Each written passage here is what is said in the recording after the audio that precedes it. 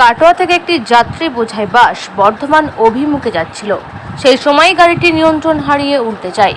ঘটনায় বসে থাকা 20 থেকে 22 জন যাত্রী গুরুতর আহত হয়। স্থানীয় মানুষজন ও ভাতার থানার পুলিশের সহযোগিতায় তাদেরকে চিকিৎসার জন্য পাঠানো হয় ভাতার ব্লক হসপিটালে। স্থানীয় মানুষজন উদ্ধার কাজে দারুণ সাহায্য করে। তবে কী কারণে এই ধরনের ঘটনা ঘটলো তা খতিয়ে দেখছে পুলিশ। কি ঘটনা ঘটেছে? হঠাৎ আস্তে আস্তে বাসটার গোল্লা কেটে গেছে।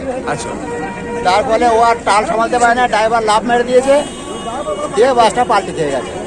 আর একটু এগিয়ে আসলে এই পোলটায় লাগতো, পোলটা লাগলে আরো বড় সড়ো বিপদ হতে পারতো। কোন দিকে যাচ্ছিল? কাটোয়া থেকে বর্ধমান যাচ্ছিল খেপিমা বাস। একজন। তারপর কিরকম প্যাসেঞ্জার ছিল? প্যাসেঞ্জার মোটামুটি 50-60 জন তো বটেই। কি নাম আপনার? প্রদীপ কুণ্ডু। গতিবেগ ছিল প্রচুর এবং বাসের মধ্যে যাত্রী সংখ্যা ছিল প্রচুর। উল্টো দিকে কিছু আসছিল? উল্টো দিকে কোনো কিছু তখন যায় নাই, রাস্তা ফাঁকাই ছিল। কোন দিক থেকে আসছিল বাসটা? বাসটা আসছিল কাটোয়া থেকে বর্ধমান ছিল।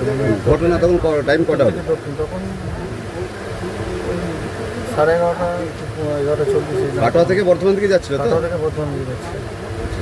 মানে সামনে পেছনে কিছু সেরকম জানছিল? পিছনে সেরকম কিছু ছিল না। হঠাৎ যে কোনো কারণে হোক বাসটা ডান দিক দিয়ে সোজা এসে সামনে আমাদের নারায়ণজুলি আছে, নারায়ণজুলির মধ্যে পড়ে গেছে। তারপর আপনি কি করলেন? তারপরে আমি কী করবো সে অবস্থা কিছু ঠিক করতে না পেরে হঠাৎ আমার দোকান থেকে দুটো মই ছিল, মইদিকে নিয়ে গিয়ে কাঁচের জানলা ভেঙে তারপরে পারলাম সবাই মিলে পাড়ার আরও সব দাদারা ছুটে এসে হাতাহাতি সব। কাঠের মই ছিল নাকি ওটা? জানলাম। ড্রাইভার কি করলো? ড্রাইভার তো দেখতে পেলাম না, সঙ্গে সঙ্গে হঠাৎ হওয়া খালি গেছে। কত ছিল যাত্রী বাসে? ভর্তি যাত্রী ছিল আনুমানিক 60-70 মোটামুটি আহত কতজন হয়েছে? অর্ধেকের বেশি আহত হয়েছে।